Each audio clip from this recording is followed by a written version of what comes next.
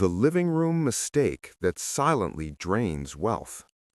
If your living room feels slightly tense, even when it's clean, even when it's beautifully decorated, there may be one layout mistake quietly draining your energy. Not in your bedroom, not in your kitchen, but in the room where everyone gathers, the living room. Gua Pu wrote in the Book of Burial, "Qi rides the wind and scatters. It is retained by boundaries." If your living room does not retain energy, it cannot retain prosperity. Today, I'll show you 3 subtle mistakes, one hidden danger most homes ignore, and one ancient principle that changes everything. Stay with me. The last one is the most important. Psychological foundation. Modern psychology confirms something powerful. Environmental psychology studies show that the way furniture is positioned affects our sense of safety and cognitive stability. When a space lacks backing, boundaries, or symmetry, the nervous system stays slightly alert. You may not notice it consciously, but your body does.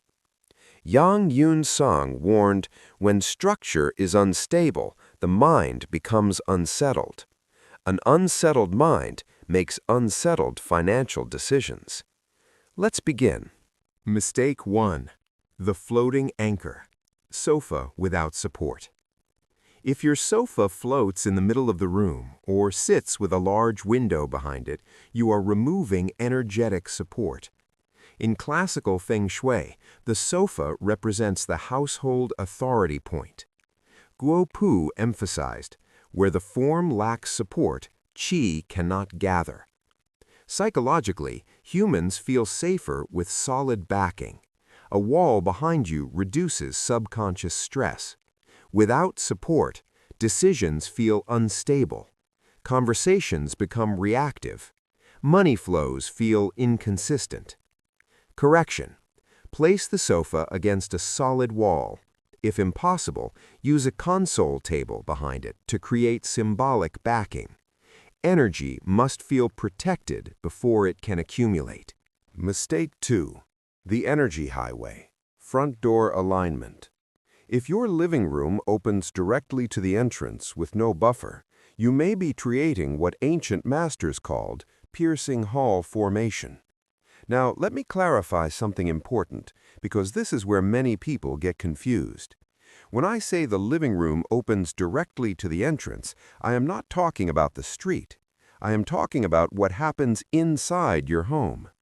If you open your front door and you are immediately inside the living room with no small hallway, no side wall, no divider, no shift in direction, then energy enters and moves straight forward without pause. This is what classical Feng Shui calls piercing hall formation. It is not dramatic. It is simply about flow. Imagine this. Front door opens and you can see straight across the living room toward a window, a balcony, or the back of the house. There is nothing asking the energy to slow down. Yang Yun Song wrote, "When qi rushes without pause, wealth cannot root." And this makes sense psychologically. Open, uncontained spaces feel like passage zones. They signal movement, not settlement. Where people do not pause, energy does not accumulate. So what is the solution? Not building a wall, not blocking the door, just creating a gentle pause. A rug near the entrance, a console table to one side, a plant that slightly curves the path, a floor lamp. These small elements create micro-resistance, and micro-resistance creates retention. Prosperity does not need obstruction, it needs deceleration. When energy slows, it settles. When it settles, it supports. Mistake 3. The ceiling pressure. If a beam sits directly above your main seating area, you may feel subtle pressure over time. Ancient texts describe beams as form sha, oppressive structural force. Guo Pu observed, "Oppressive form above weakens vitality below."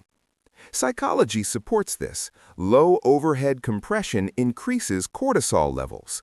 Even symbolic weight triggers stress response. Over time, conversations shorten, patience decreases, financial focus weakens. Correction. Soften with lighting. Use upward decor. If possible, visually conceal beam. Remove the pressure. Release the mind. Hidden danger. Too many openings. This is the one most people ignore. Too many windows, too many open pathways, too much exposed glass. It feels luxurious, but Yang Yun Song warned, excess movement scatters intention. Energy needs containment. In psychology, focus requires boundaries.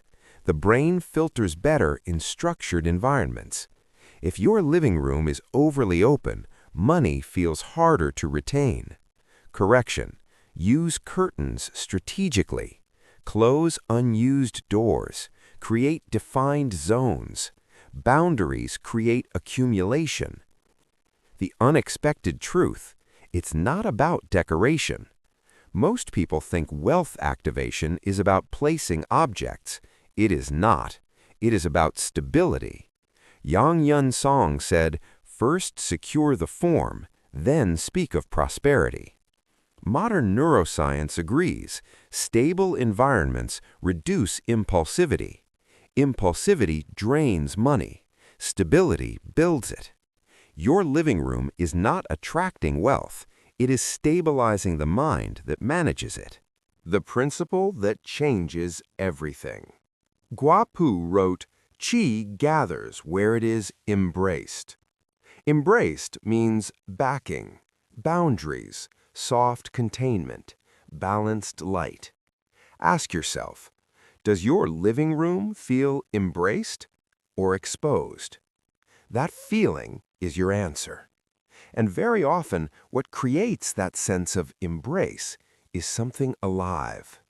You may also be wondering about plants in the living room. Yes, certain plants can strengthen this space beautifully. As I mentioned in the dedicated plant video here on the channel, not all plants behave the same energetically. For living rooms, especially when we are stabilizing energy flow, plants with rounded leaves and steady growth patterns are ideal. Jade plant, rubber plant, well-maintained bonsai, healthy pothos. These do not create aggressive upward movement. They create anchored growth.